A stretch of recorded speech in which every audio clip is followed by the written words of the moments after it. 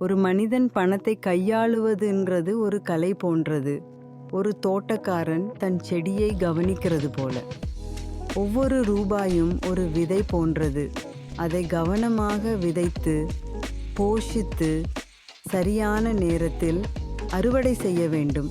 அவன் பணத்தை கையில் ஏந்தும் விதம், அது வெறும் காகிதமோ உலோகமோ அல்ல என்பதை உணர்த்த வேண்டும். அது அவனுடைய உழைப்பின் சின்னம், அவனுடைய எதிர்காலத்தின் திறவுகோல். ஒவ்வொரு பரிவர்த்தனையும் ஒரு பொறுப்பான நடவடிக்கையாக இருக்க வேண்டும். வீண் விரயம் என்பது அந்த விதையை பாழாக்குவது போன்றது. சிக்கனமாக இருப்பது என்பது கஞ்சத்தனமல்ல, அது ஒவ்வொரு சொட்டையும் மதித்து பயன்படுத்துவது போன்றது.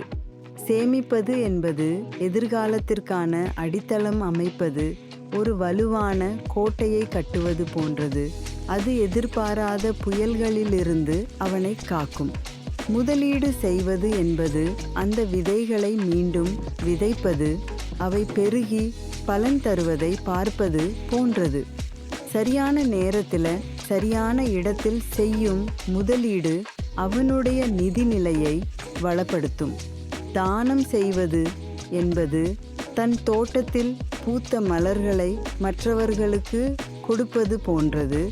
அது மகிழ்ச்சியையும் நன்மையையும் திருப்பித் தரும். ஆக ஒரு மனிதன் பணத்தை கையாளுவது என்பது வெறும் கணக்கு வழக்கு பார்ப்பது மட்டுமல்ல, அது ஒரு அழகான பொறுப்பு, ஒரு கலைநயம் மிக்க செயல்.